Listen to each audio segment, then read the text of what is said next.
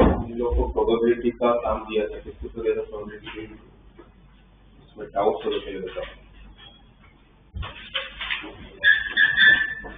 लोगों को। First second third तीनों कंप्लीट करना। कौन सा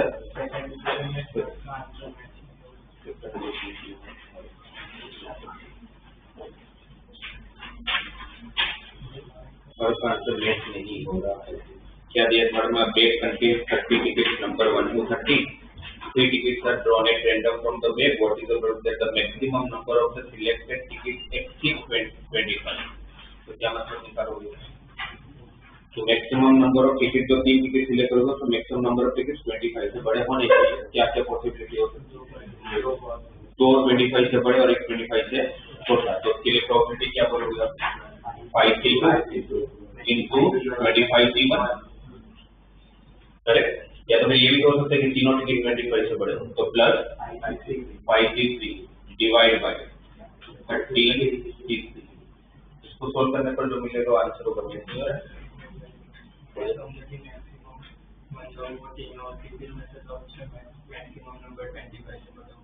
नहीं, maximum number of the selected tickets exceed 25, तो वो उसी में in a lottery a person choose 6 different numbers at random from 1 to 20 and if the 6 numbers match with the 6 numbers already picked by the lottery committee, he wins the prize. आपको एक ऐसा मान लो कि lottery पे 6 number है, right? कहाँ से कहाँ तक? 1 to 20 में। तो टोटल आउटकम क्या हो सकता है? 20 P6 या P6 नंबर बना लो P6। अब उसमें से आपको लॉटरी कब लगेगी, आपको रिवॉर्ड कब मिलेगा?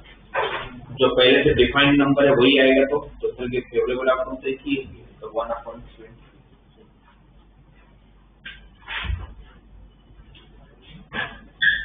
तो तब तक जिनका लिमिट्स और उसका काम दिया तो लोग अपने डाउट्स निकाल के रखोगे। पूछूंगा तो डाउट्स बताओ। DPP3 का 7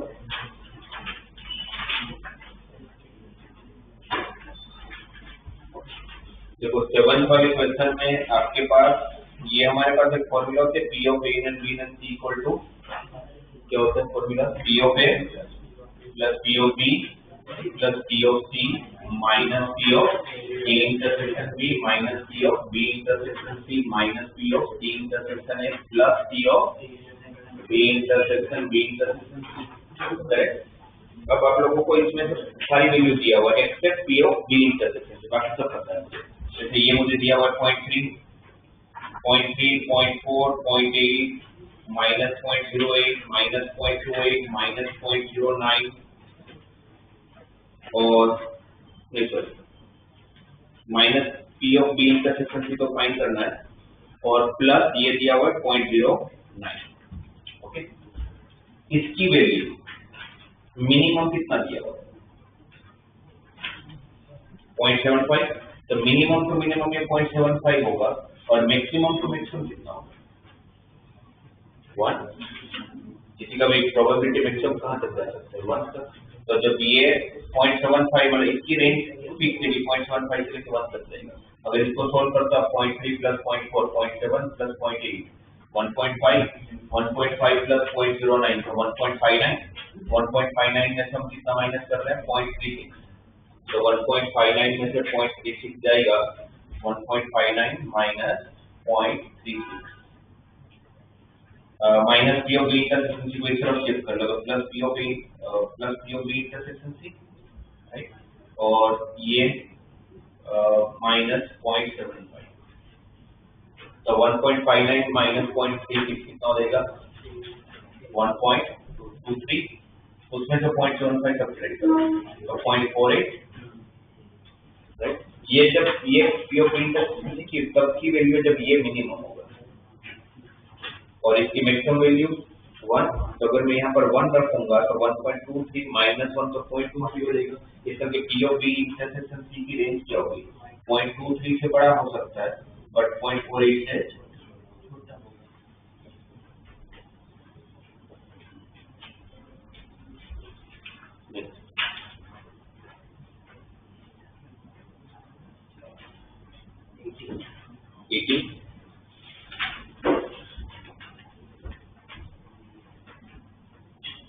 इसी से क्वेश्चन करने का तरीका सबसे बेस्ट वे है वेन डायग्राम, राइट? क्या दिया हुआ इसको इन्फॉर्मेशन देखो। For the three events A B and C, probability of exactly one of the event A और बी अगर, exactly one of the event A और बी अगर का मतलब क्या होगा? या तो ए होगा और बी होगा, दोनों एक साथ नहीं हो सकते, या तो ये वाला पार्ट या तो ये वाला पार्ट। इसको कैसे लिखोगे आप? इसको लिखना है तो कैसे लिखना है? P of A plus P of B minus 2 times P of A intersection, because मुझे एक भी बार नहीं चाहिए, इसमें भी मैंने इसको इंक्लूड किया, इसमें भी इंक्लूड किया, मुझे एक भी बार नहीं चाहिए, तो 2 बार हटाऊंगा। अब उसके बाद बोला exactly one of the event B और सी अगर, ए बी की जगह पर बी और सी दिया हुआ, तो क्या लिखूंगा? P of B plus P of C minus twice of P of B intersection, क्योंकि वैसे सी और ए के लिए दिया हुआ, exactly one of the C और ए अंदर।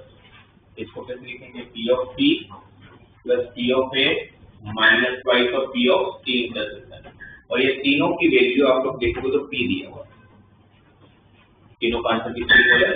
पी के इक्वल, और तीनों साइमल्टेनियसली होने की प्रोबेबिलिटी, तीनों साइमल्टेनियसली होने की प्रोबेबिलिटी इक्वल दिया हुआ।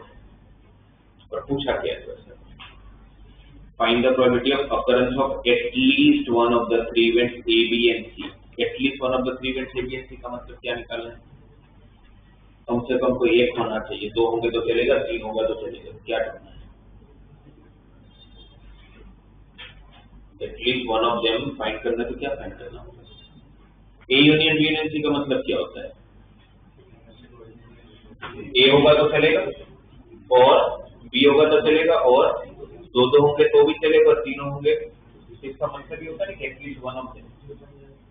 आपको पूछा P of A union B union C, और P of A union B union C की फॉर्मूला क्या होती है? अब ये लाना होगा तो सबको ऐड कर लेता हूँ, इस सबको ऐड करूँ तो P of A twice, P of B twice, P of C twice, ये सब तो ट्वाइस है ही, तो सब में से 2 कॉमन निकल जाएगा, और सामने क्या आएगा? P plus P plus P 3p, और उधर 2 कॉमन लिया और डिवाइड में क्या जाए तो 3p/2, और प्लस ये वाला टर्म नहीं प्लस पी स्क्वायर, इसमें लोगे तो 3p plus 2p square divide by 2, जो आपको प्रूफ है। तो A union B union C का मतलब कि एटलीस्ट वन ऑफ देम, कभी आपको बोला जाए कि भाई कम से कम एक फाइंड करना है, तो फिर आपको यूनियन फाइंड करके देना, सब साथ में होना चाहिए, तो इंटरसेक्शन फाइंड करके।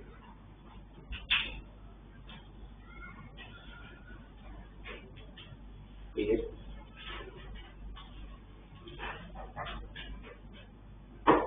हो गए बाकी सब, कौन सा बाकी रहा? फोर्थ बाकी है।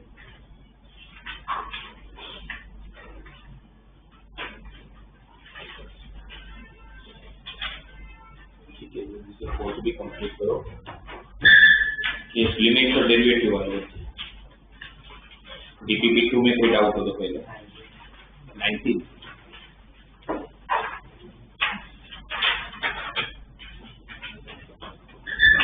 देखो 19 क्वेश्चन में एक ही चीज है, limit of x tending to 1, so x tending to √10, root of 7 plus 2x minus √5 plus √2 divided by x square minus 10। कौन सा फॉर्म है? अगर आप √10 रखोगे तो आप देखोगे तो 0/0 का फॉर्म आ रहा है।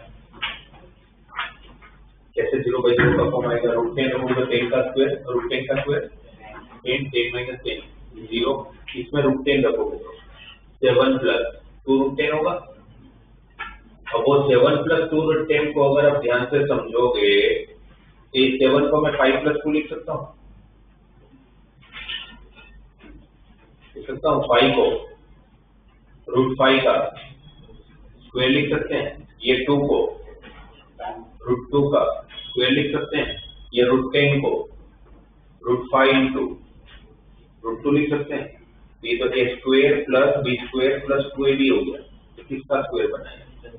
√5 प्लस √2 का होल स्क्वायर, ये स्क्वायर और रूट कट जाएगा, क्या बचेगा?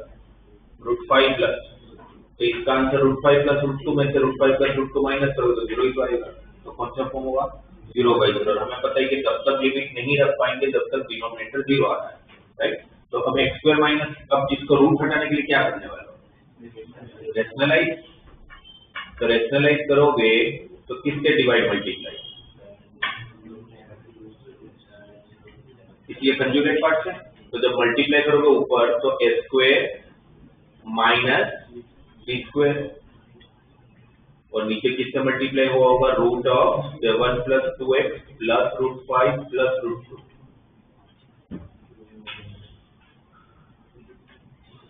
ये ठीक है, राइट।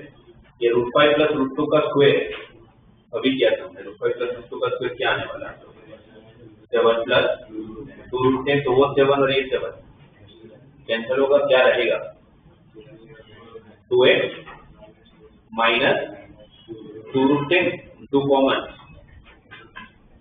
ये x माइनस रूट 10 और नीचे का x माइनस रूट 10 कैंसिल, जिसकी वजह से आपका डिनोमिनेटर 0 बन रहा था और कमी कर दिया। तब तो लिमिट लगा सकता हूँ, तो कोई टेंशन ही नहीं है। अब जब लिमिट अप्लाई करोगे,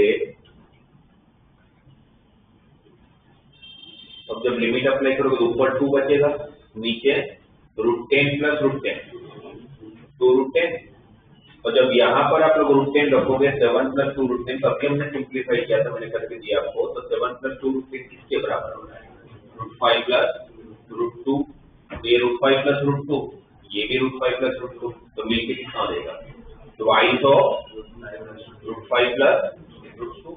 ये 2 और 2 कैंसिल कर लेते हैं, वैसे तो ये आंसर आ गया, बट नॉर्मली हम लोग आंसर में डिनोमिनेटर में रूट नहीं रखते हैं, इसलिए हम क्या कर लेंगे यहाँ पर रेशनलाइज। तो रूट 5 माइनस रूट 2 से डिवाइड और मल्टीप्लाई, तो ऊपर आया रूट 5 माइनस रूट 2, और नीचे क्या हो जाएगा, root 5 plus root 2, root 5 minus root 2, a plus b, a minus b, a square minus b square, 5 minus 2, 5 minus 2 3, 3 into 2 6, और ये रूट 10 है इंटू 6 रूट 10। तो आप लोगों को सिंप्लीफाई करके फाइनली आंसर उसको छोड़ के first well root X square minus 1 के 2 फैक्टर बताओ। फर्स्ट टर्म है ना रूट एक्स स्क्वायर माइनस 1, इसके 2 फैक्टर कौन होंगे, एक्स माइनस 1 और दोनों रूट में है तो अलग अलग लिख सकता हूँ, root X minus 1 into root X plus 1, और साथ में कौन है minus of root X plus 1, नीचे आप लोगों का रूट एक्स स्क्वायर माइनस,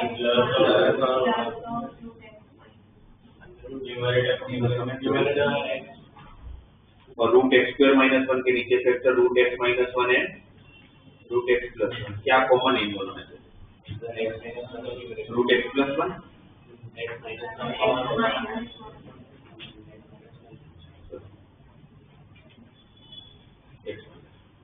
इन दोनों में क्या कॉमन है, रूट एक्स माइनस 1, वो रूट एक्स माइनस 1 और ये रूट एक्स माइनस 1, तो जिसकी वजह से आपका डिनोमिनेटर 0 आ रहा है वो कट गया, तो बचा ही क्या, root X plus 1 divide by root X plus 1। अब एक्स की अपर 1 रखोगे तो 1 प्लस 1 2, तो root 2 plus 1 upon root 2।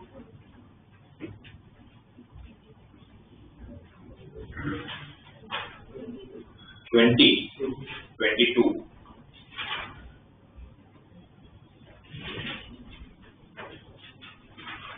limit of x tending to 1 x square minus root x divided by root x minus 1, x square minus root x upon root x minus 1।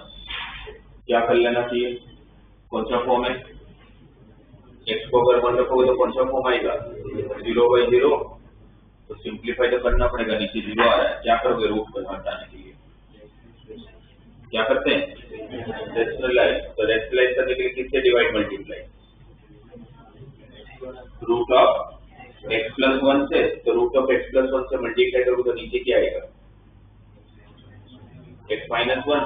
इन दोनों में से क्या common है, फिर और मैं आपको इजी कर देता हूँ, रेशनलाइज भी मत करो, यहाँ से क्या कॉमन दिख रहा है रूट एक्स मतलब एक्स का कितना पावर है 2 में से अगर 1/2 बाहर लोगे तो एक्स का पावर कितना बाकी रहेगा 3/2, और यहाँ क्या बाकी रहेगा -1, करेक्ट। और नीचे रूट एक्स का मतलब x का पावर 1/2 -1। ये जो ऊपर x to 3/2 बचा है आपके पास, इस x to 3/2 को मैं x to 1/2 का क्यूब लिख सकता हूँ। x to 3/2 मतलब कितना होता है? x to 1/2 का क्यूब, और 1 को तो 1 का क्यूब लिख ही सकता हूँ। तो कौन सी आइडेंटिटी लग जाएगी? a cube minus b cube. क्या होता है cube minus b? a minus b into A square plus A B plus C square. तो ये समझ आया, x to 1/2 का क्यूब हो गया। तो a cube minus b cube, a minus b into A square plus A B plus b square divided by x to 1/2 माइनस 1, जिसकी वजह से आपका डिनोमिनेटर 0 आ रहा है, वो कट गया। और ये हर क्वेश्चन में होता है, ऐसा नहीं कि इस क्वेश्चन हर क्वेश्चन कोई भी उठा के देख लो, सब में ऐसे ही होता है। मुझे इनफैक्ट पहले तो पता ही होता है कि क्या कट होने वाला है, क्योंकि जिसकी वजह से आपका डिनोमिनेटर 0 आ रहा है वही तो कट होना है ना। जब तक वो कट नहीं होगा तब तक लिमिट रखोगे कैसे आप लोग? तो सब कुछ फिक्स ही होता है, उसमें ज्यादा दिमाग ही नहीं लगाना होता है। फिर x को 1 रख लूंगा, 1 का कोई भी पावर 1 ही होगा। यहाँ पर 1 + 1 + 1 का आंसर ही 3।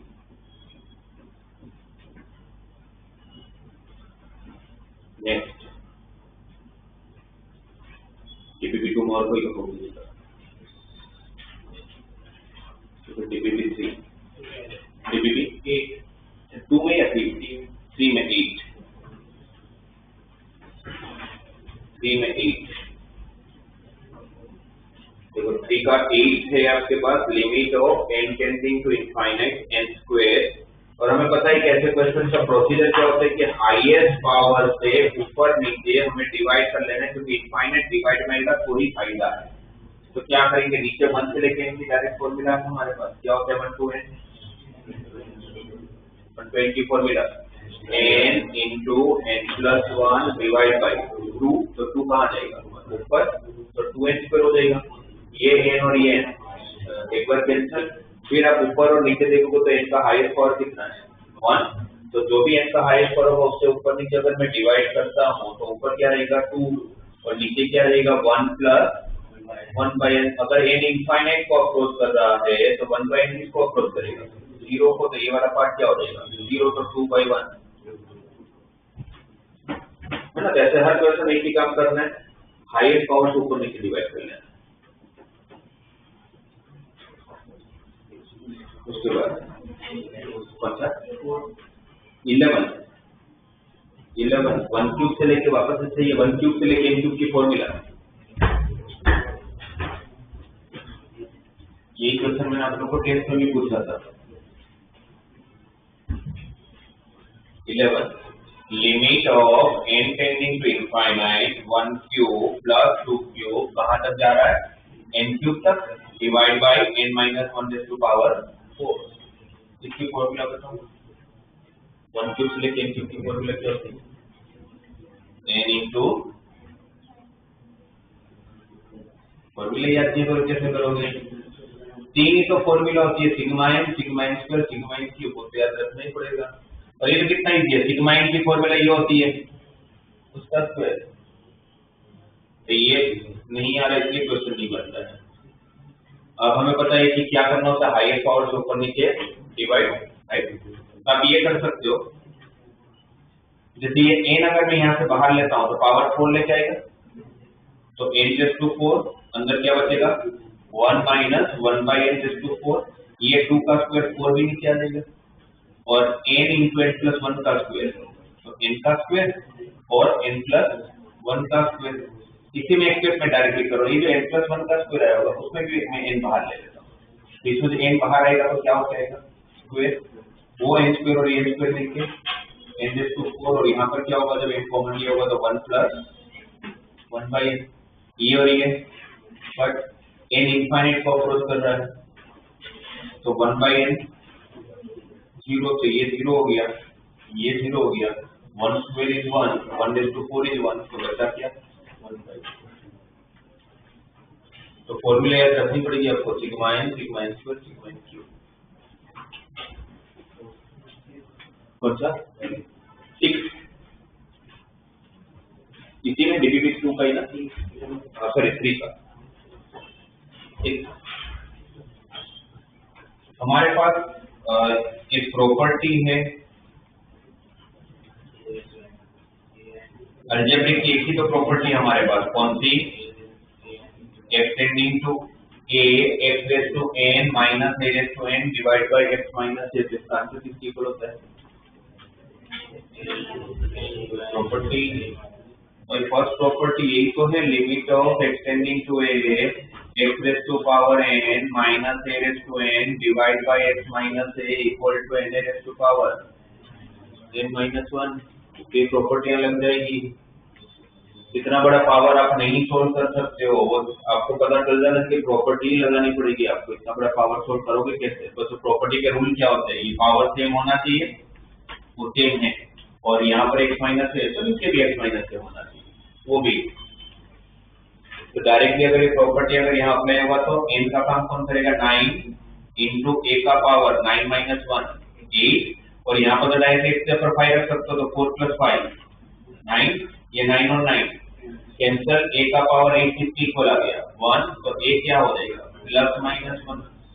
इवन पावर है तो प्लस और माइनस दोनों आएगा।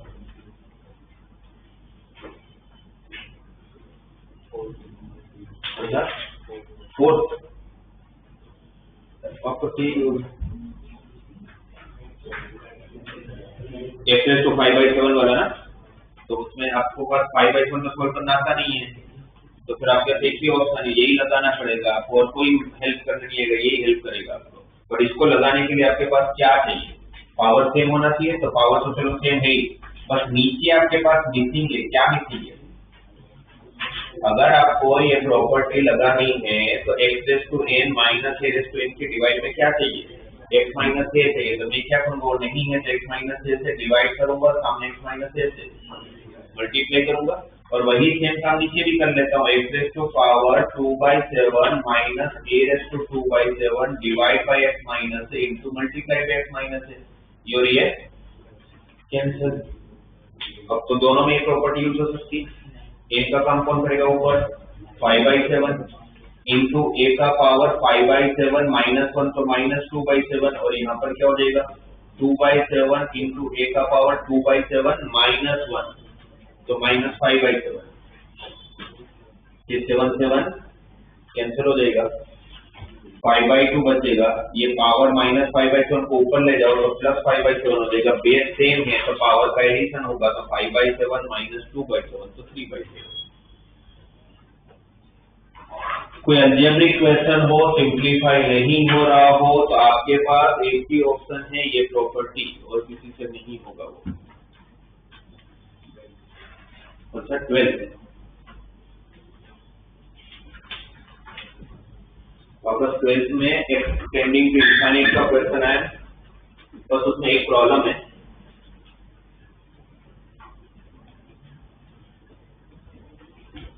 देखो 12 वाला जो क्वेश्चन है वापस है तो इनफाइनाइट वाला ही, बट उसके अंदर दिक्कत यह है कि limit extending to minus infinite दिया हुआ है। अब अगर माइनस इनफाइनाइट दिया था प्रूफ के अंदर, माइनस इनफाइनाइट नहीं पुट कर पाओगे, है ना? तो आपको क्या करना पड़ेगा? पहले उस माइनस इनफाइनाइट को पॉजिटिव इनफाइनाइट में ले जाना पड़ेगा। उसके लिए क्या करेंगे? ये नेगेटिव को पॉजिटिव में कन्वर्ट करना तो सबसे इजी वे वही कि x को मैं अज्यूम कर लेता हूँ माइनस वाई। x अगर माइनस वाई लिया जाए और x अगर माइनस इनफाइनाइट को अप्रोच कर रहा है तो y किसको अप्रोच करेगा? प्लस इनफाइनाइट को। अगर यहाँ पर माइनस इनफाइनाइट रखूंगा तो माइनस माइनस कट जाएगा। तो पूरा क्वेश्चन क्या हो गया? Limit of y tends to infinite root of 4y square minus 7y minus 2y। और फिर अब हमें पता है कैसे क्वेश्चन में करना क्या होता है, हाईएस्ट पावर से ऊपर नीचे डिवाइड, पर उसके लिए डिनोमिनेटर होना भी तो चाहिए। तो क्या करोगे? रूट हटाने के लिए रैशनलाइज, किसके divide multiply, root of 4y square minus 7y plus 2y। ऊपर भी उसी से मल्टीप्लाई किया होगा तो क्या हो जाएगा? 4y square minus 7y minus 4y square, जो कट हो जाएगा, ऊपर से बचा होगा माइनस 7y। फिर हाईएस्ट पावर से ऊपर नीचे डिवाइड, हाईएस्ट पावर कितना है? y स्क्वायर दिख रहा है बट रूट के बाहर आएगा तो y तो हो जाएगा, तो y से डिवाइड करूंगा तो माइनस 7, y जब रूट के अंदर जाएगा तो y स्क्वायर होके जाएगा, तो 4 माइनस 7 बाई y प्लस 2 क्या किया, ऊपर नीचे y से डिवाइड कर लिया, और फिर जब लिमिट अप्लाई करोगे तो समथिंग बाय इनफाइनाइट क्या हो जाएगा, 0, ये 0 हो गया। 4 का स्क्वायर रूट 2, 2 + 2 4, और ऊपर -7 है, तो फाइनल आंसर इज -7। ये ध्यान में रखिएगा, रूट के अंदर आप नेगेटिव नहीं डाल सकते, तो अगर नेगेटिव दिया हो तो उसको पहले पॉजिटिव बना लो। एक जैसे क्वेश्चन है बाय हाईएस्ट पावर से डिवाइड करना है जब भी इनफाइनाइट के क्वेश्चन आते हैं। 14 के लिए वापस कोई फॉर्मूला, 1 - cos की फॉर्मूला,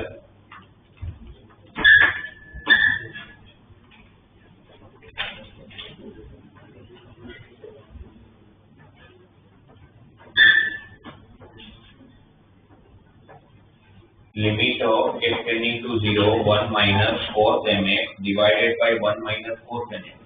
ट्रिग्नोमेट्री में आपके पास वही प्रॉपर्टी है, कौन कौन सी, limit x tending to 0 sin x by x equal to 1 and limit x tending to 0 tan x by x equal to 1। इस दोनों में से कोई एक प्रॉपर्टी यूज होती है।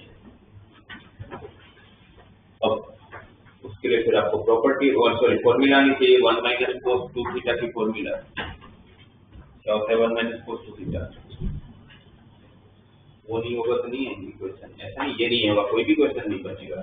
1 - cos mx की फॉर्मूला क्या होगा, 2 sin square mx by 2, और 1 - cos nx 2 sin square nx by 2, 2 और 2 कैंसिल। साइन की प्रॉपर्टी है, बट प्रॉपर्टी अप्लाई करने के जब लिमिट लगाऊं तो 0 बनना चाहिए, 0 बन रहा है, तो फिर प्रॉपर्टी के हिसाब से वही एंगल नीचे भी होना चाहिए। अगर यहाँ पर mx by 2 है तो नीचे भी क्या चाहिए, mx by 2 चाहिए, mx by 2 का स्क्वायर चाहिए, mx by 2 का स्क्वायर चाहिए, क्योंकि साइन का भी तो स्क्वायर है, तो mx by 2 का स्क्वायर, तो m² x² by 4, तो डिवाइड करोगे तो सामने, मल्टीप्लाई भी करोगे नीचे सेम, sin² nx by 2 है, divide by n² x² by 4, divide करूंगा तो सामने, मल्टीप्लाई भी करूंगा, करेक्ट, और लिमिट जब अप्लाई होगा तो इसका आंसर 1, इसका आंसर भी 1, ये और ये तो कट गया होगा, 4 4 भी कट हो गया, तो आंसर इज m² by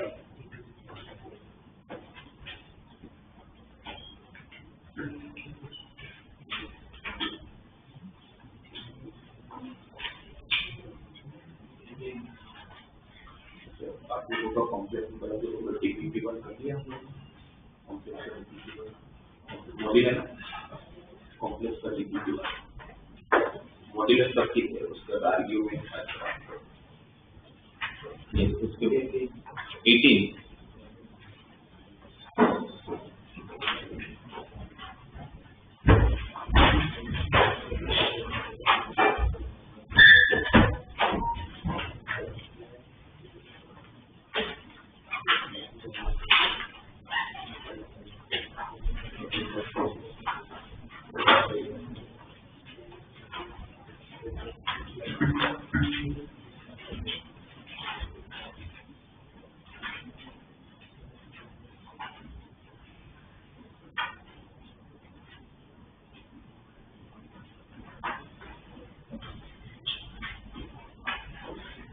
देखो 18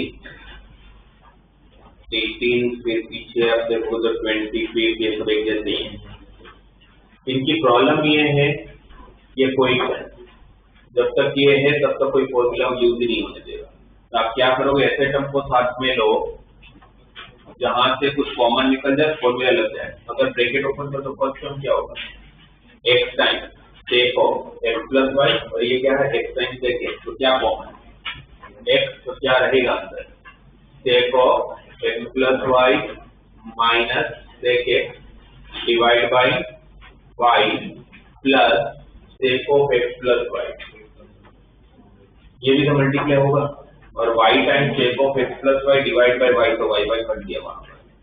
तो यहाँ पर मेरा टेंशन ही खत्म हो गया, इसलिए अब मेरी प्रॉब्लम ये है कि लिमिट 0 और सॉरी डिनोमिनेटर 0 आ रहा है, y यहाँ कट गया, समझ आया। ब्रैकेट ओपन किया, इसको इसके साथ, इसको इसके साथ, x वाले टर्म को साथ में लिया, जिससे x कॉमन निकल गया, और y वाला टर्म साथ में लिया तो y कट गया। अब sec की तो कोई फॉर्मूला होती नहीं है, तो sec को किस में कन्वर्ट करोगे, cos sec क्या होता है 1 बाई कोस, तो 1 बाई कोस लिख के एलसीएम लूंगा तो cos x minus cos of x plus Y divided by LCM के बाद कोस गया होगा डिनोमिनेटर में, right. Now we can apply the formula c minus c। क्या होता है c माइनस c? -2 ऐसे, तो -2 साइन एंगल का addition divide by 2 into sine angle का सब्ट्रैक्शन। इसमें से अगर इसको माइनस करोगे तो -y बचेगा, तो -y by 2 divided by y into cos of x plus Y into cos x plus sec of x plus Y. Sine और फंक्शन है तो माइनस कहाँ जाएगा? बाहर, ये प्लस हो जाएगा। प्रॉपर्टी के हिसाब से हमारे पास दोनों साइन हैं, बट क्या दोनों में प्रॉपर्टी यूज हो सकती है लिमिट की? क्यों नहीं हो सकती? क्योंकि अगर यहाँ पर y रख रहा हूं तो ये 0 नहीं बन रहा है, तो यहाँ पर एप्लीकेबल नहीं है, बट यहाँ तो अप्लाई हो सकता है। इसके हिसाब से अगर यहाँ y बाई 2 है तो नीचे भी क्या चाहिए? तो डिवाइड बाई 2 मल्टीप्लाइड बाई 2, ये 2 कैंसिल हो जाएगा। लिमिट अप्लाई करूंगा तो इसका आंसर 1 हो जाएगा, और बाकी सब में y की जगह पर 0 रख लो। यहाँ पर y को 0 रखूंगा तो क्या मिलेगा? x इंटू 2x बाई 2 तो साइन x डिवाइड बाई, यहाँ पर y को 0 रखा तो cos x into cos x cos square x plus यहाँ पर y को 0 रखा तो देखिए, ये आप लोगों का फाइनल आंसर होगा। इसको आप सिंप्लीफाई करके ये जरूर लिख सकते हो, 8 cos साइन को दे दो तो साइन बाई cos 10x और 8 cos डिवाइड में बच गया तो 1 बाई cos ठीक है, और एक प्लस।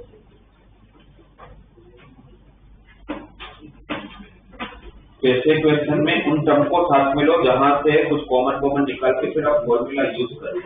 Same 25 question.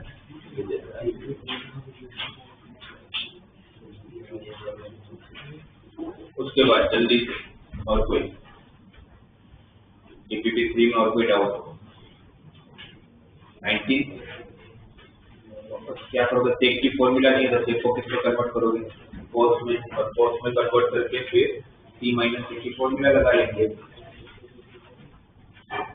19 में limit of x tending to 0 में डायरेक्टली कोस में कन्वर्ट करके एलसीएम ले रहा हूँ, तो ऐसा मिला होगा cos 2x minus cos 4x divided by cos x minus cos 3x into cos 3x into cos x divided by cos 4x into cos 2x।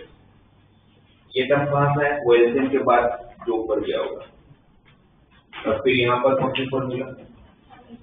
ऊपर भी c माइनस c, नीचे भी c माइनस c। क्या होगा c minus c?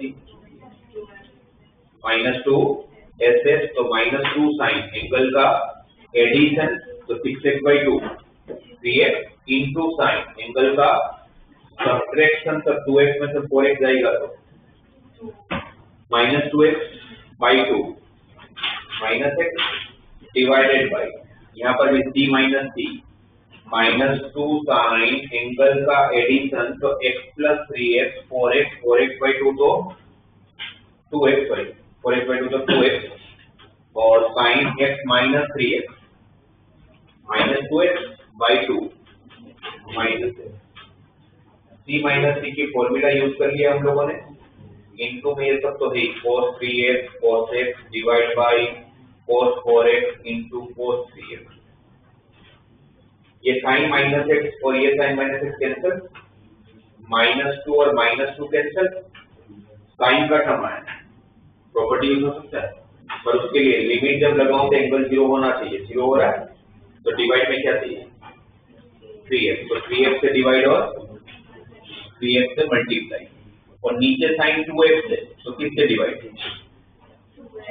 2x से divide और 2x से multiply, और ये सारे टर्म्स है मेरे पास जो मेरे लिए टेंशन नहीं है, क्योंकि कोस में जब 0 अप्लाई करूंगा तो 1 आएगा। अब जब आप लोग लिमिट यूज करोगे, मतलब लिमिट अप्लाई करोगे, इसका आंसर कितना? 1, इसका आंसर कितना?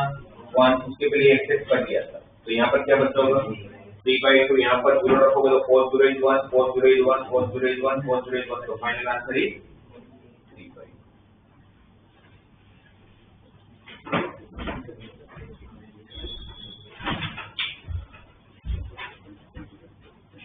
कोई हो जाए 21। तो रूट है, तो रूट को क्या करोगे, रैशनलाइज रूट को हटाने के लिए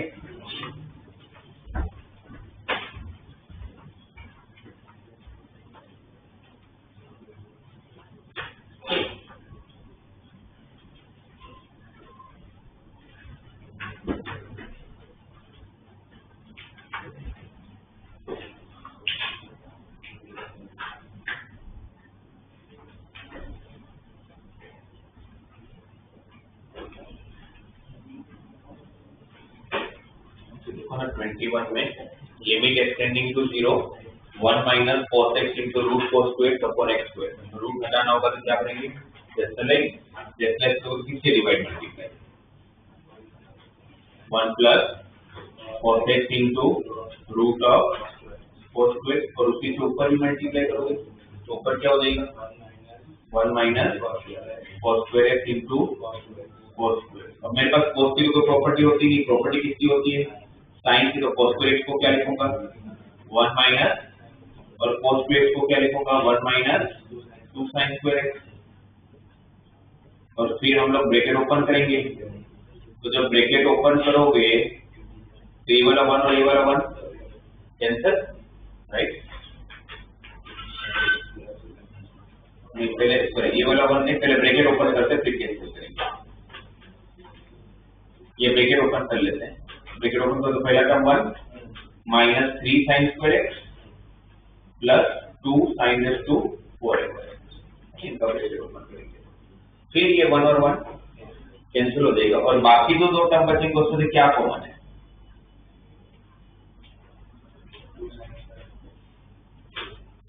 ये 1 और 1 कट जाएगा, ये दोनों में से क्या कॉमन है 2 sin स्क्वायर x में कॉमन है, sin स्क्वायर x कॉमन है, और ये माइनस साइन प्लस भी हो गया होगा, तो sin स्क्वायर x कॉमन लूंगा तो अंदर क्या रहेगा, ये plus 3 minus 2 sin square x, ये माइनस प्लस माइनस हो जाएगा ना, और डिवाइड में x स्क्वायर, और साइन की तो प्रॉपर्टी है और उस प्रॉपर्टी के हिसाब से आप चेक करोगे तो लिमिट जब अप्लाई कर रहे हैं तो मेरा साइन का एंगल 0 हो रहा है, और अगर हो रहा है तो इसका आंसर क्या हो जाएगा 1, और बाकी x को 0 रखोगे तो साइन 0 इज 0 तो 3 बचेगा, और नीचे cos 0 इज 1, cos 0 इज 1 तो 1 प्लस 1 इज 2।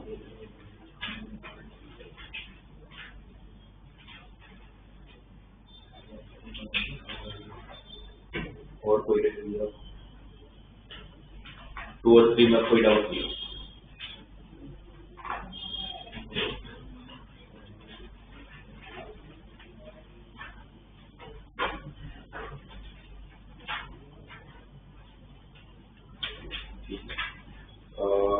टू 3 हो गया तो आप लोग को 4 चालू करना है, 4 करने के बाद उसमें 6 क्वेश्चन मत करना क्योंकि ऊपर 23rd है वही है, रिपीटेशन हो रहा है।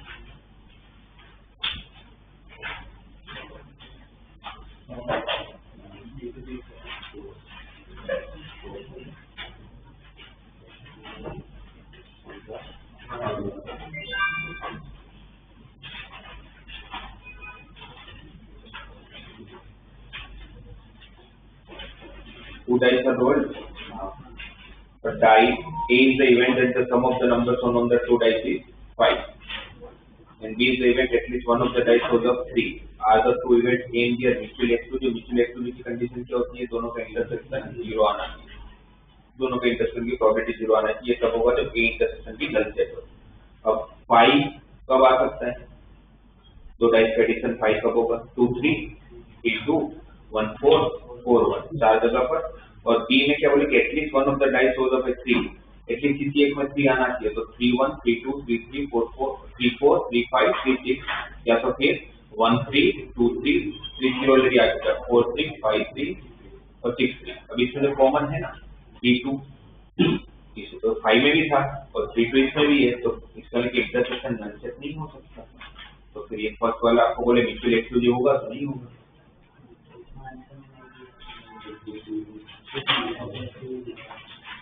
क्या दिया, अच्छा तो वो लिस्ट में बोल रहे होंगे, but are the two events mutually exclusive, तो वो भी नहीं होगा, म्यूचुअली एक्सक्लूसिव भी नहीं है। और नॉट एग्जॉस्टिव, एग्जॉस्टिव के लिए तो ए यूनियन बी का आंसर 1 होना चाहिए। करिएगा।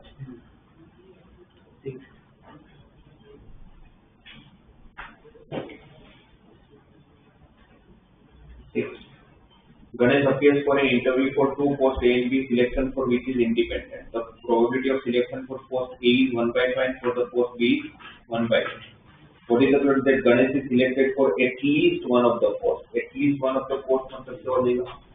A union B, और P of A and P को फिर से करो P of A plus P of B minus P of, और A और B इंडिपेंडेंट इवेंट्स है, और इंडिपेंडेंट इवेंट की कंडीशन के साथ P of A intersection B को क्या लिख सकते हो? P of A into P of B, पर P of A 1/5 है, P of B 1/8 है, वैल्यू पुट कर लो।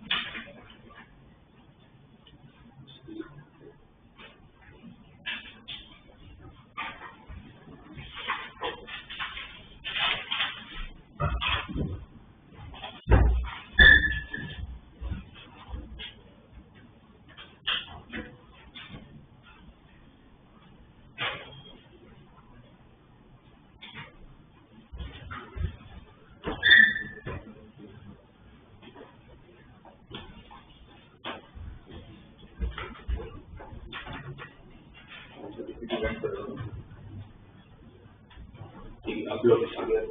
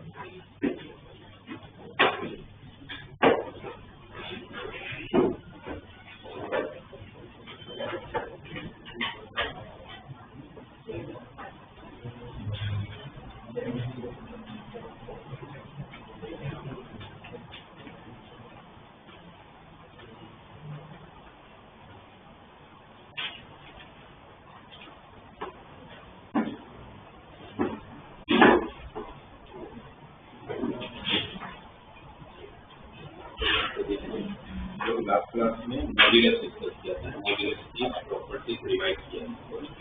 उसके बाद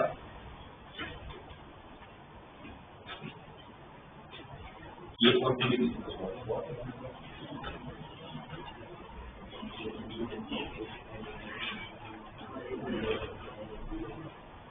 अब सबसे इम्पोर्टेंट पार्ट ये कॉम्प्लेक्स का आर्ग्यूमेंट और एग्जीक्यूट जो भी पढ़ा हम लोगों ने, तो उसमें मेन दो पार्ट। कंजुगेट, कंजुगेट क्या करता है? कंजुगेट क्या करता है? इमेज बनाता है, इसके रिस्पेक्ट में रियल एक्सिस के होते हैं। तो जैसे अब आप लोग को कोऑर्डिनेट ज्योमेट्री के हिसाब से कॉम्प्लेक्स को सोचना है। कॉम्प्लेक्स नंबर में कंजुगेट क्या करता है? पूछे तो इमेज बनाता है। किसका इमेज बनाता है? कोई भी पॉइंट का, इसके रिस्पेक्ट में रियल एक्सिस के रिस्पेक्ट। मॉड्यूलस क्या करता है? दो पॉइंट के बीच में डिस्टेंस करता है। मॉड्यूलस क्या करेगा? दो पॉइंट के बीच में डिस्टेंस देगा। तो अगर आप लोगों को अगर कभी ऐसा आ जाए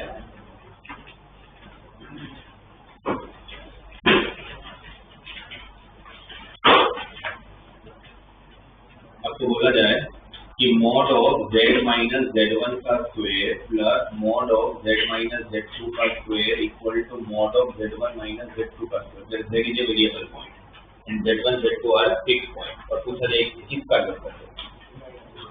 किसका लोकस है? z is a variable point, z movable point है। लोकस तो एक पॉइंट से नहीं होगा।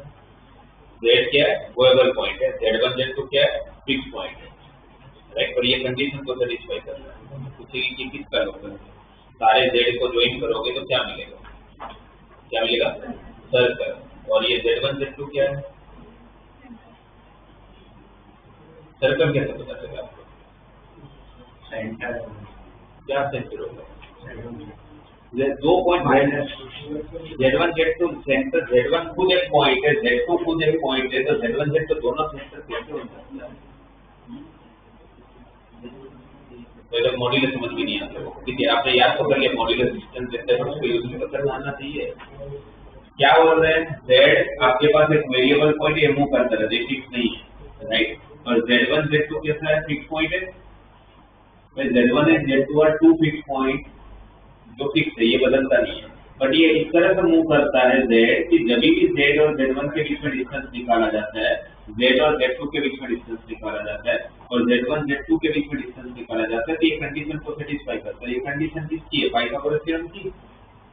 इसका स्क्वायर प्लस इसका स्क्वायर इक्वल टू इसका स्क्वायर बन रहा है, मतलब यहाँ पर कितना डिग्री बन रहा होगा? 90 डिग्री बन रहा होगा। तो Z इस तरह से मूव करता है कि कभी भी मूव करना, जब मूव करेगा जिसके बीच में डिस्टेंस निकालोगे तो ये हमेशा 90 डिग्री बना रहा है। तो आपको पूछा गया कि ऐसे Z को जब आप ज्वाइन करोगे तो क्या लोकस बनता होगा? तो क्या बनता होगा? क्या बनता होगा? ऐसा कहाँ होता है? पूरे बॉडी के में एक ही जगह होता है। कहाँ? सर्कल में। कहाँ होता है? सर्कल में। Z1 Z2 क्या हो गया? डायमीटर के एक्सट्रीम पॉइंट से, क्योंकि डायमीटर इस सर्कमफ्रेंस पे 90 डिग्री बना सकता है, राइट? तो डिस्टेंस देता है वो बराबर है मॉड्यूलस, और उसको यूज भी तो करना है। इस तरह के क्वेश्चन आएगा, ऐसे दिया जाए mod of Z minus 2 plus 3i equal to 4, ये किसका लोकस है?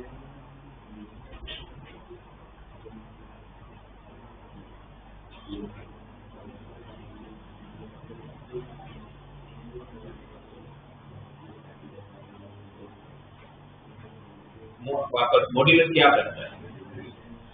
मॉड्यूलस का काम क्या होता है? मॉड्यूलस क्या करता है? वो कितना बचा मुझे डिस्टेंस देता है। ये कौन से दो पॉइंट के बीच का डिस्टेंस? Z और ये जो 2 plus 3i है वो कौन सा पॉइंट होगा? 2, 3 होगा। Z कैसा पॉइंट है? मूवेबल पॉइंट है, तो Z का खुद का कोऑर्डिनेट तो क्या होगा? x, y। x, y और 2, 3 के बीच का डिस्टेंस हमेशा कितना दिया हुआ है? ये क्या है? सर्कल है, और ये सर्कल का सेंटर है। तो एक फिक्स पॉइंट से मूवेबल पॉइंट का डिस्टेंस हमेशा फिक्स आ रहा है, कांस्टेंट आ रहा है। कहाँ होता है? सर्कल में होता है। अरे समझ में ऐसे दिया जाए Z minus 1 plus I का whole square plus Z minus 3 plus 4i का whole square is equal to 5। तो सर एक किसका लोकस?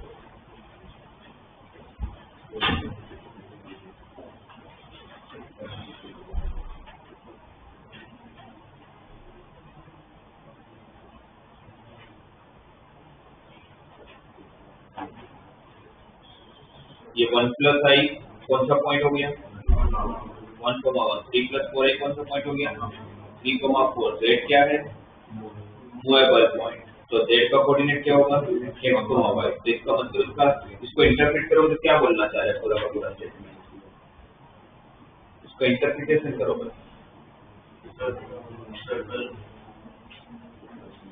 इंटरप्रिटेशन कौन सा लोकस होगा? बात की बात है। क्या बोल रहा है ये? 2 पॉइंट से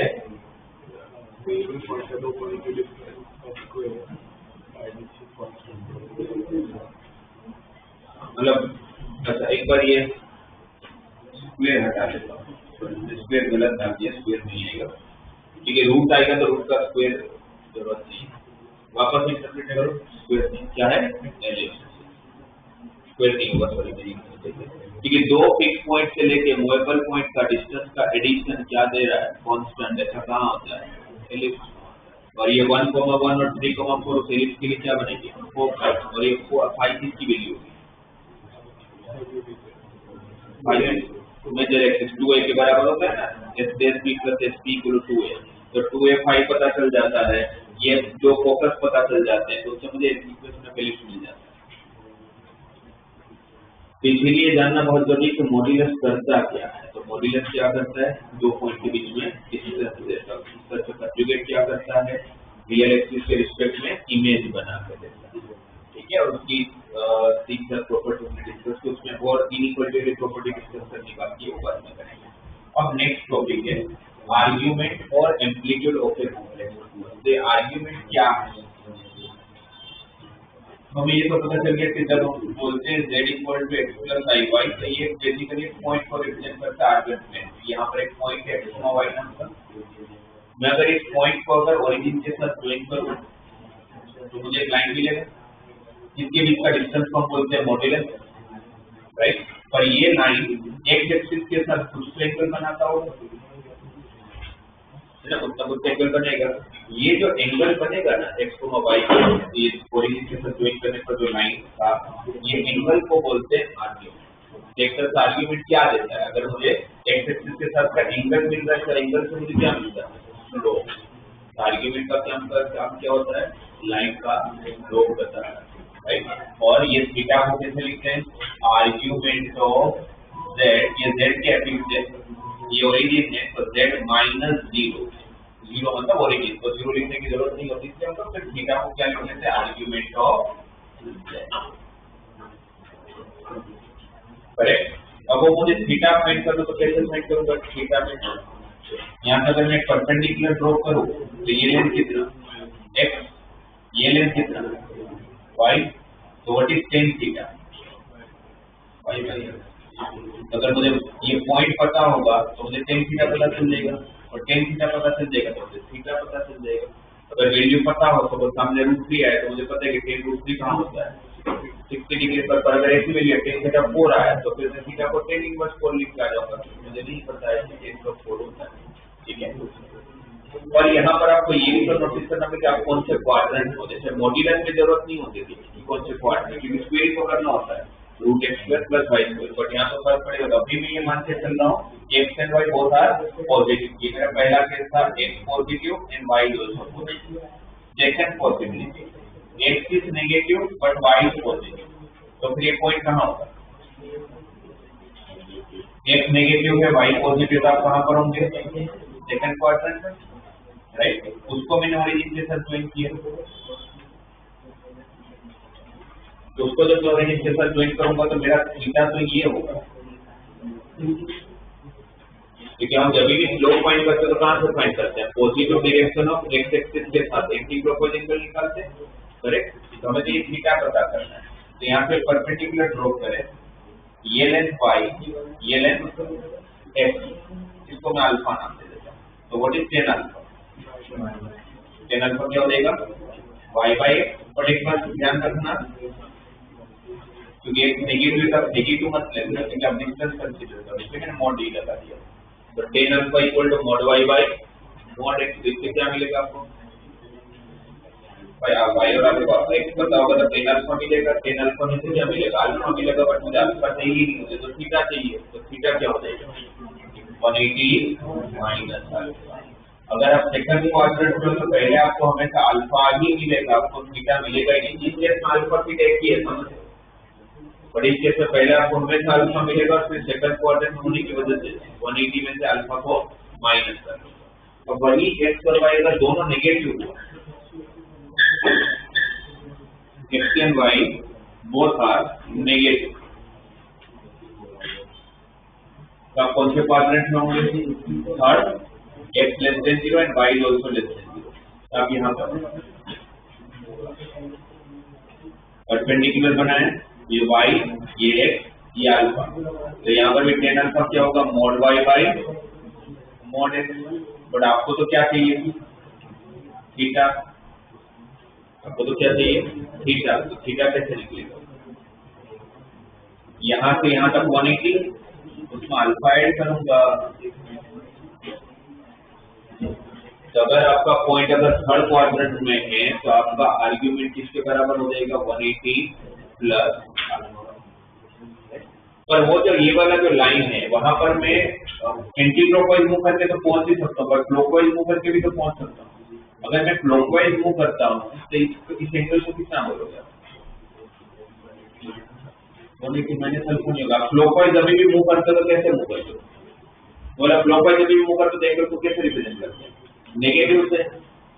तो फिर मैं अगर यहाँ से यहाँ जा रहा हूँ तो मैं क्लॉकवाइज मूव कर रहा हूँ, मैं यहाँ से यहाँ पहुंचूंगा तो कितना चला, मैं अगर यहाँ से चालू करता हूँ और अगर मैं यहाँ तक पहुंच जाता हूँ तो कितना चला है -180। अब यहाँ पर पहुंचने के बाद मुझे पता चला कि यार इसमें आगे निकल गया, मुझे तो यहाँ जाना था, तो फिर मैं क्या करूँगा, वापस अल्फा चलूंगा एंटी क्लॉकवाइज। तो इस तरह की इस जगह पर आपको पहुंचना है तो और कैसे पहुंच सकते हो, -5 प्लस अल्फा करके। 5 प्लस अल्फा भी आपको वहीं पहुंचाता है जहां पर -5 प्लस अल्फा पहुंचाता है। आप अपना आंसर 5 प्लस अल्फा में ढूंढ लिया, ऑप्शन में -5 प्लस अल्फा के टर्म में दिया हुआ है, तो दोनों में कैसे भी आंसर हो सकता है। और एक इसके अंदर होता है प्रिंसिपल आर्ग्यूमेंट। प्रिंसिपल आर्ग्यूमेंट जो होता है उसका रेंज जो होता है वो -180 से +180 के बीच में। तो अगर आपको पहले से मेंशन ही किया जाए कि प्रिंसिपल आर्ग्यूमेंट फाइंड करके दो, अब ये वैसे भी नहीं ले पाओगे, ये 180 से बड़ा हो जाएगा, तो फिर आपको कंपलसरी ये ही लेना पड़ेगा। ठीक है, सब्जेक्ट होगा तो दोनों चलेंगे, पर सब्जेक्ट में आएगा नहीं, तो में आर्ग्यूमेंट से नाम लिया है, क्वेश्चन नहीं तो वहां आने का चांस नहीं है। बट अगर ऑब्जेक्ट में कहीं आता है तो ये दोनों ही आपके सही है, तो देखिए ना ऑप्शन क्या आपकी है। फिर कौन सा रह गया, फोर्थ क्वाड्रेंट में एक्स पॉजिटिव वाई नेगेटिव,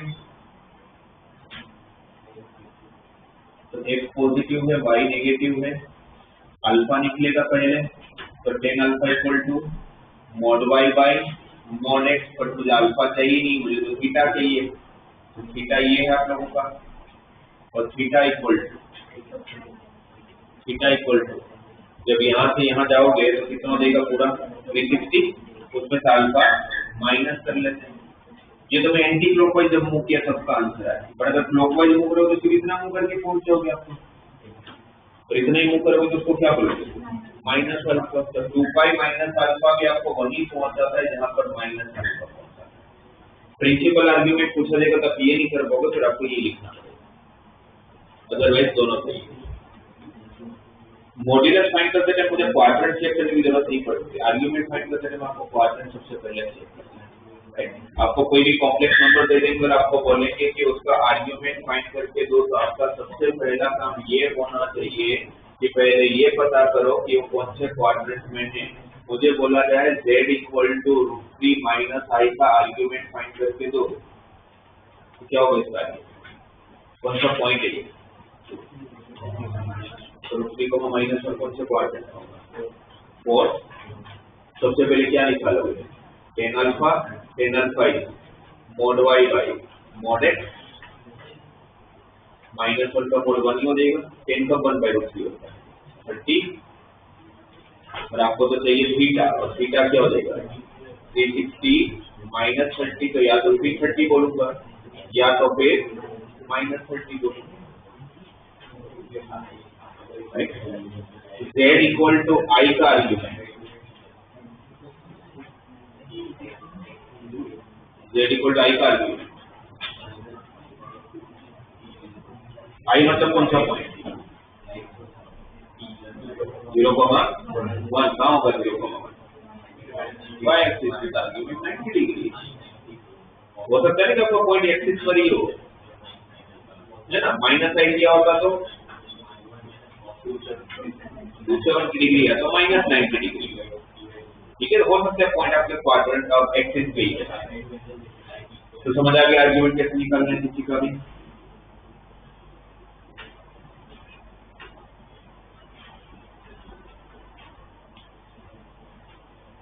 जब हम लोग आर्ग्यूमेंट निकालना सीख जाते हैं तो फिर कॉम्प्लेक्स नंबर को रिप्रेजेंट करने के लिए हमारे पास जैसे अपने सिलेबस में 3 अलग अलग फॉर्म है, उसमें से एक हमें पता है कार्टेशियन फॉर्म, तो ये x plus i by x को कौन सा फॉर्म बोलते हैं, Cartesian form, right.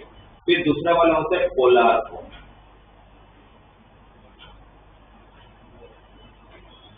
Polar form, this is z equal to x plus i by, ये कौन सा फॉर्म है, Cartesian form. x plus i y क्या करता है, एक पॉइंट को रिप्रेजेंट करता है आर्गन प्लेन में, राइट। ओरिजिन के साथ ज्वाइन किया तो ये क्या बना आपका mod z, यहाँ से परपेंडिकुलर ड्रॉ किया तो ये बना y, ये बना x, ये आपका थीटा है, तो what is cos theta, x upon mod z, and what is sin theta, y upon mod z, और z क्या है आपका x प्लस आई वाई। अगर मैं इस x प्लस आई वाई को mod z से मल्टीप्लाई करूं और mod z से डिवाइड करूं, ये कर ही सकता हूँ, मल्टीप्लाई कर हमने डिवाइड कर लिया और ये x बाई मोड z किसके इक्वल है, cos थीटा, और y बाई मोड z किसके बराबर है, sin थीटा। तो z equal to mod z into cos theta plus I sin theta is called polar form of complex number। ये Cartesian form है, उसी को लिखने के लिए ट्रिग्नोमेट्रिक पोलर फॉर्म भी बोल सकते हो, ट्रिग्नोमेट्रिक फॉर्म भी बोल सकते हो, पर मोस्ट ऑफ जगह पर आपको पोलर फॉर्म ही मिलेगा सुनने को या पढ़ने को, तो पोलर फॉर्म और ट्रिग्नोमेट्रिक फॉर्म एक ही है। cos z into cos theta plus I sin theta, काफी सारी जगह पर इसको शॉर्ट में ऐसा भी लिखा मिलता है sin theta, C for cos, S for sin, और वो sin किसके साथ है, I के साथ है, right. This is your polar. तो आपको सबसे पहले तो कोई भी कार्टेशियन फॉर्म को पोलर फॉर्म में कन्वर्ट करना आना चाहिए। सबसे ज्यादा पोलर फॉर्म की जरूरत पड़ने वाली है, क्यों, तो इसके अंदर दोनों कंसेप्ट एक साथ यूज होते हैं, मॉड्यूलस का यूज होता ही होता है, साथ में आर्ग्यूमेंट भी यूज होता है, थीटा के आर्ग्यूमेंट ही होता है। तो आपको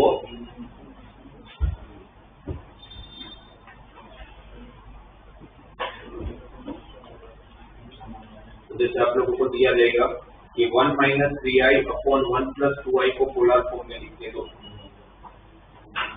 तो 1 minus 3i upon 1 plus 2i को पोलर फॉर्म में लिख के देने के लिए इसका मॉड्यूलस भी चाहिए होगा और इसका आर्ग्यूमेंट भी चाहिए। इसका मॉड्यूलस कैसे निकालो,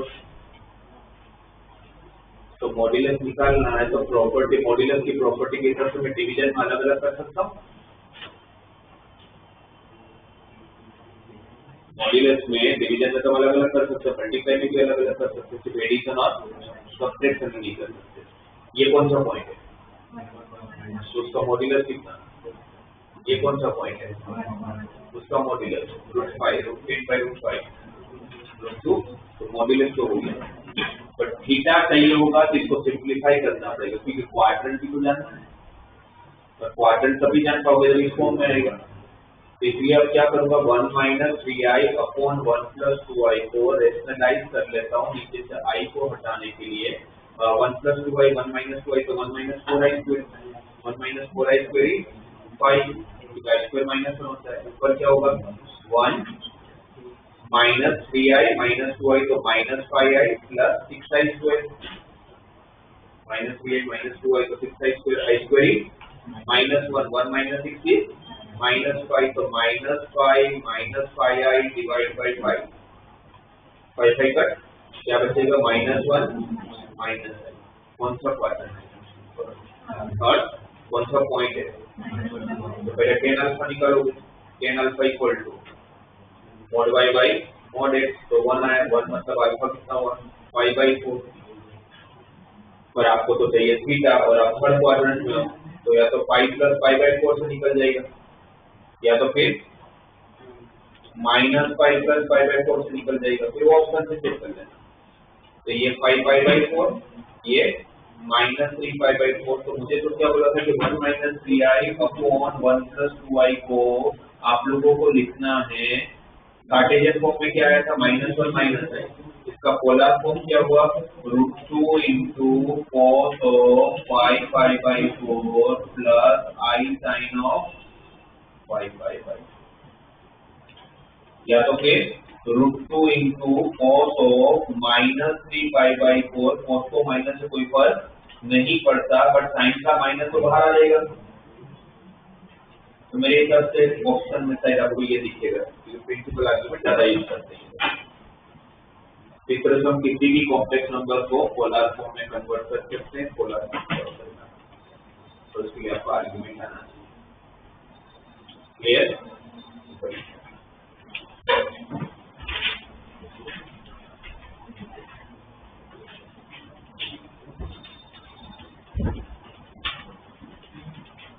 डाउट कोई हो तो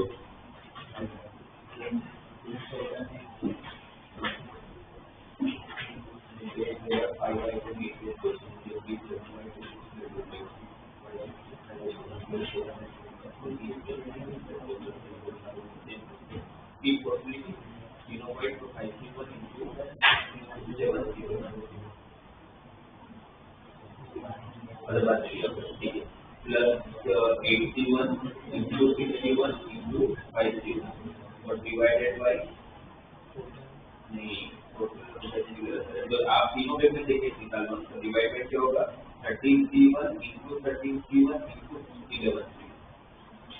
तो नहीं सारे पेज में एक साथ बोल पड़े, वो 3 पेज के साथ हर पेज में से एक निकाल लो, 3 बोलते हैं सब निकल भी नहीं है, जैसे हर पेज में से एक निकाल लो तो उसका 13C1 into 13C1 into 11। They gave us 5 people from the beginning house, think for the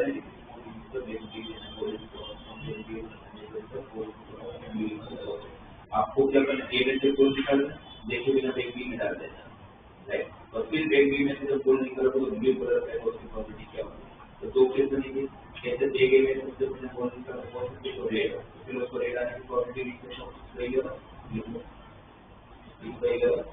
right. अब उसको गोल को कहाँ डाला आपने, एक बी में, तो एक बी में रेड कितने हो गए और ब्लू कितने, तो टोटल गोल कितने हुए 14, तो ब्लू आने की प्रोबेबिलिटी 8/14 इनको 8/14, ये पॉसिबिलिटी हो सकती है। प्लस अब पहले में से ब्लू आया तो 5/11, वो बाजू में डाला तो ब्लू 9 हो गए, तो 9/14, ठीक है।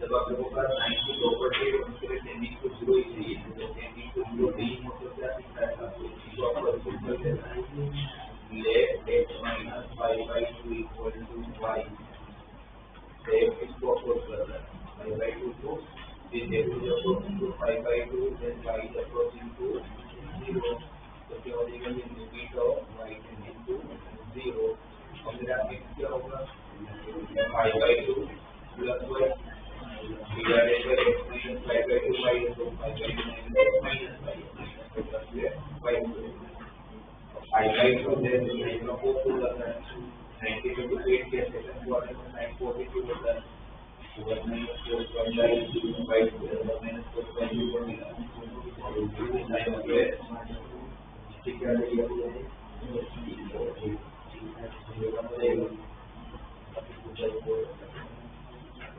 जब भी हमको टेक्निक को पूरा नहीं हो अगर यहाँ कुछ नहीं हो रहा तो किसी को तो फिर आगे कुछ इनके पे होता हो तो पूरा दूसरा की जरूरत नहीं।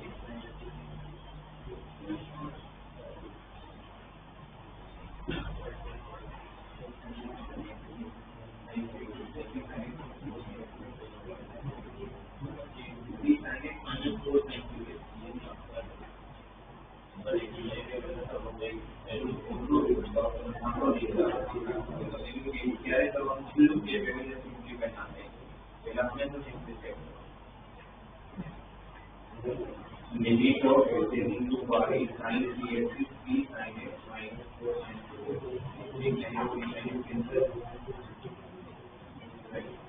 जब आप ये देखिए अब तो आप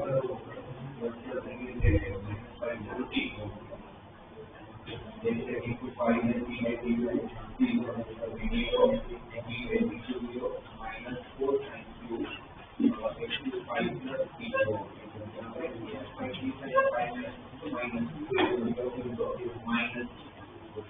5 to center sign ही रहेगा, 5 में कुछ पेज के पूरा इनवर्ट वाला साइन नेगेटिव और वो नेगेटिव का ऑड पावर है तो वापस नेगेटिव, वो नेगेटिव और ये नेगेटिव, और तो 4 sin p आएगा और डिवाइड बाय माइनस नेगेटिव का होगा sin p अपॉन q पर होगा। मेरा ठीक है और q में जैसे सब कुछ से कर 40 को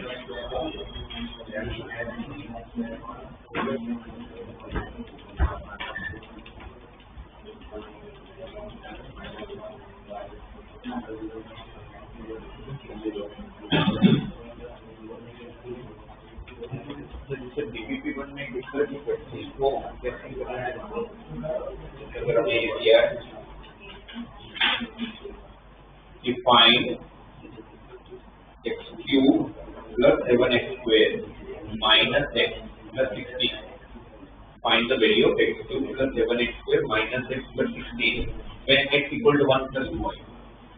When x equal to 1 plus 2y. अगर इक्वेशन आता है तो मैक्सिमम क्वेश्चन है आप लोग भी यही करोगे कि x की जगह पर 1 plus 2y पुट करोगे फिर उसको सिंप्लीफाई करोगे तो आंसर आ जाता है ऐसा नहीं कि आंसर नहीं आता होगा बट आप सोचो चलिए x क्यूब का इतना टाइम नहीं लेगा अगर ये x to 5 होता है x to 6 होता है तो फिर आपको बायनोमियल थ्योरम वगैरह सब कुछ अप्लाई करना है तो बहुत लेंथी हो जाता है ऐसे प्रोसेस करने का मैं आपको इजी तरीका बताता क्या करने का ये x इक्वल 1 plus 2y दिया हुआ है मुझे i की खुद की तो कोई वैल्यू नहीं पता बट उसका स्क्वायर की वैल्यू पता है i square equal to minus में तो नहीं क्या करूँगा 1 की तरफ शिफ्ट कर लूंगा और फिर दोनों तरफ स्क्वायर कर लूंगा x minus 1 का square x square minus 2x plus 1 minus 4 ये minus 4 इस तरफ आएगा तो x square minus 2x plus 5 और 0 इसका मतलब कि कोऑर्डिनेट इक्वेशन का एक रूट ही है ये मतलब निकालूंगा है ना कोई कोऑर्डिनेट इक्वेशन के रूट्स इसके रूट्स कैसे होंगे इमेजिनरी क्योंकि इसका डिस्क्रिमिनेंट लेस देन 0 है तो उसमें से एक रूट 1 + 2i है, तो दूसरा रूट कौन सा होगा, दिया नहीं है, बट अगर पता करना होगा तो 1 - 2i, because imaginary roots are always in pair, ये तो बात की है, राइट। तो ठीक है, पहले आपको एक इक्वेशन तक पहुंच गया जिसका ये रूट है।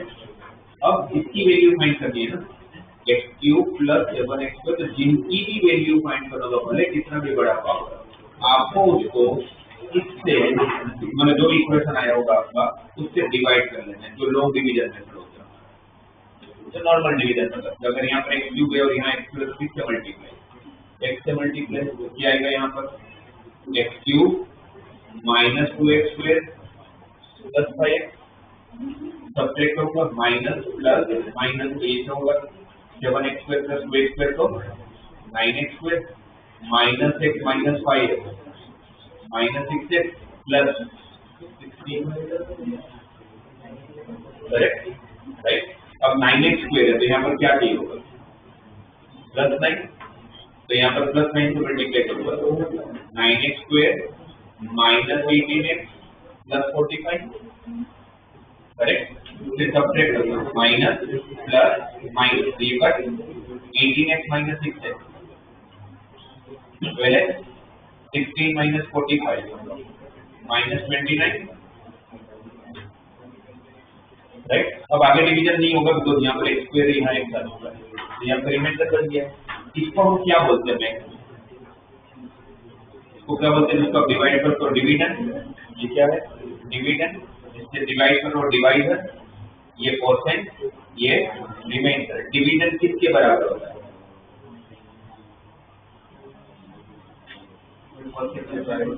Division equal to divisor into percent plus remainder, correct. Division किसके बराबर होता है, divisor into percent plus remainder. ये करने से फायदा भी है कि आपका डिवाइजर तो 0 है, बिकॉज मैं चेक कर चुका हूँ, तो जो रिमाइंडर बचता होगा वही मेरा आंसर आता होगा। ये वाला पार्ट हमेशा 0 ही होने वाला है ऐसे मेथड में, तो आपके बताइए 12x - 29, most of the time पे ऐसा होगा कि यहाँ पर एक कांस्टेंट बचता होगा, तो जो कांस्टेंट बचेगा वही मेरा आंसर हो जाता होगा। बट अगर इसमें जैसे एक बचा भी है तो कोई बात नहीं, x की वैल्यू तो नहीं हमारे पास 1 + 2i, x की जगह पर डाल दूंगा 1 + 2i, ब्रैकेट ओपन करूंगा तो 24i और 12 - 29 तो -70, तो -70 प्लस, जैसे जब भी इक्वेशन फाइंड करना हो, उसकी वैल्यू फाइंड करना होगा, तो आप लोग पहले एक रिलेशन निकाल लो और फिर उससे डिवाइड कर लो, तो रिमाइंडर बचेगा वही आपका आंसर होगा। तो एक बार इस मॉड्यूल पार्ट 20 का 5th वाला पार्ट और 18 क्वेश्चन दोनों करो, 18 का 4th और 20, 18 और 20 का 4th।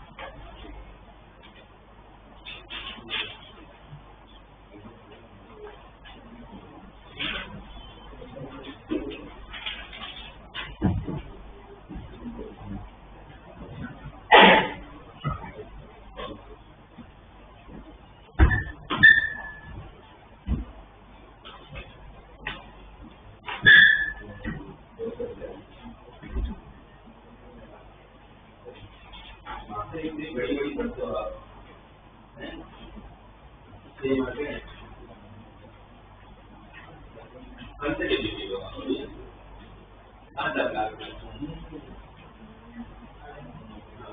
पता है इसलिए तू मानो कहाँ से आया हो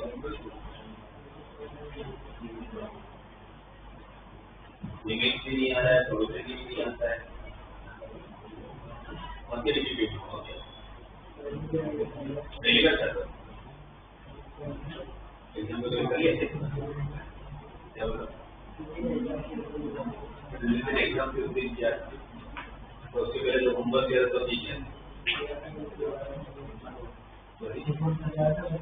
तो ठीक है तो देखना नहीं क्यों नहीं है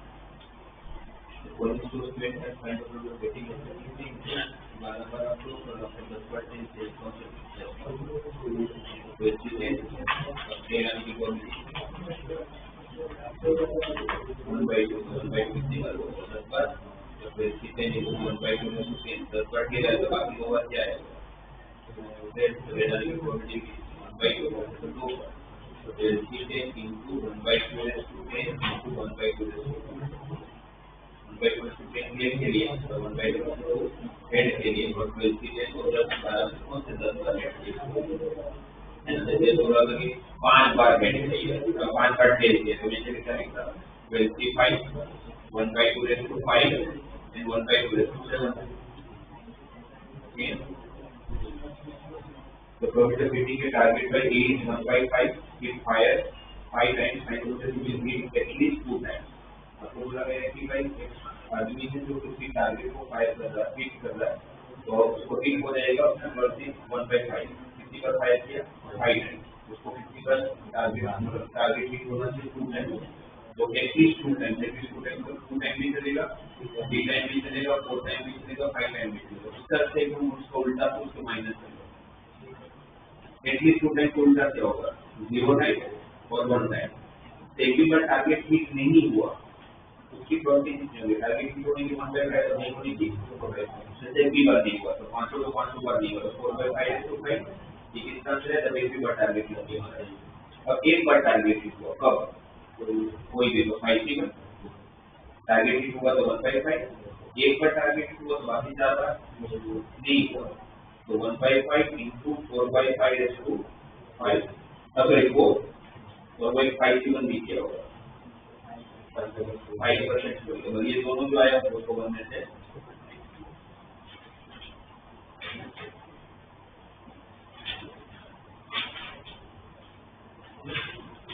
the highest figure to successful science question theta solution to theta square so 4 theta square we divide 4 theta square we multiply 9 theta square we divide 9 theta square we multiply theta square theta square then the property level of answer 4 है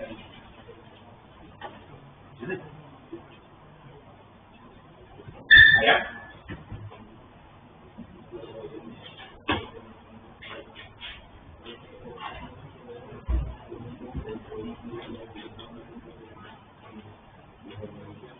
पूरा definite को पीछे वाला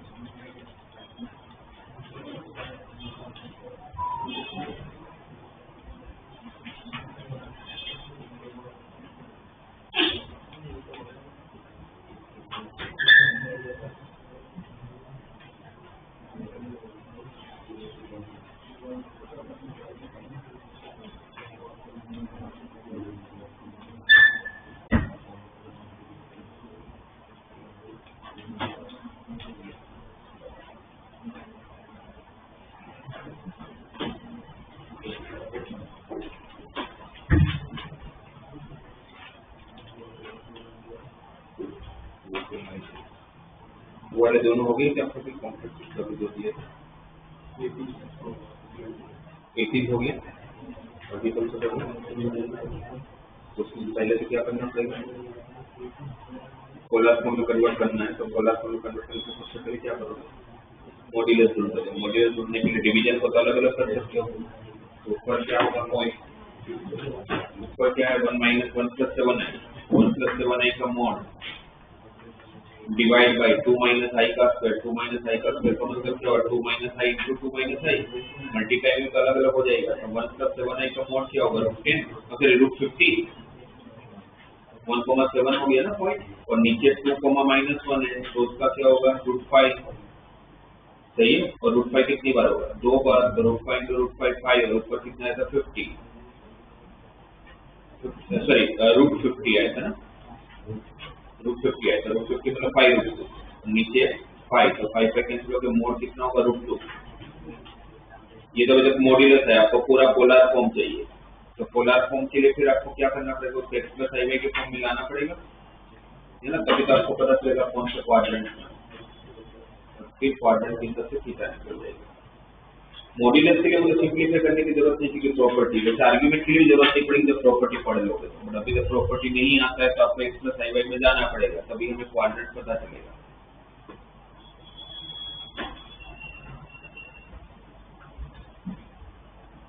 जिन लोगों का probability अब हो चुका है प्रोबेबिलिटी हो चुका होगा तो फाइनली होगा तो उसके बाद क्या करोगे आप लोग लिमिट्स के सारे असाइनमेंट नेक्स्ट क्लास तक में लिमिट्स का असाइनमेंट कर लेना आप लोग और जिनका लिमिट कौन सा चल रहा है आप लोग का DPP4 में भी आगे तो वही होंगे तो उसके बाद आप लोग DPP4 कंप्लीट करने के बाद क्या करोगे प्रोबेबिलिटी DPP1 तो फिर करना ही है बट DPP1 में कुछ है नहीं ज्यादा DPP1 कौन सा है लिमिट एक्सिस्टेंस वाला जिसमें बस लिखना सीखना है कोई नहीं DPP1 कर लेना और DPP1 के बाद प्रोबेबिलिटी तो जब नेक्स्ट क्लास में आओगे आप लोग फ्राइडे के क्लास में तब तक आप लोगों का अच्छा एक आपके पास और एक चीज है क्योंकि फ्राइडे में नहीं हूँ मैं आउट ऑफ सेशन हूँ तो आपके फ्राइडे के लिए भी टाइम मिल जाएगा आपको सैटरडे में क्लास होगा तो सैटरडे तक में लिमिट वाले का प्रोबेबिलिटी खत्म हो जाए और प्रोबेबिलिटी वालों का लिमिट खत्म हो जाए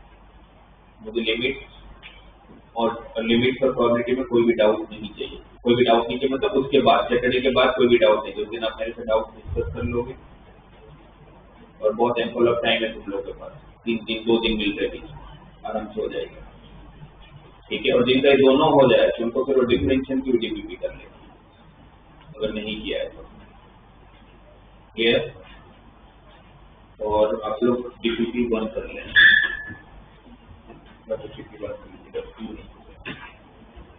अच्छा एक चीज और काफी टाइम से मैं ऑब्जर्व कर रहा हूँ इसमें से काफी सारे बच्चे विदाउट टी-शर्ट आते हैं मतलब इंस्टीट्यूट का यूनिफॉर्म के बिना आते हैं नेक्स्ट क्लास से मुझे विदाउट टी-शर्ट कोई भी नहीं दिखना चाहिए क्लास में आओगे तो आप लोग यूनिफॉर्म नहीं किया होगा तो जेन्युइन रीजन हो तो बात अलग है बट मुझे लगता नहीं कि जेन्युइन रीजन होता है एक ही होता है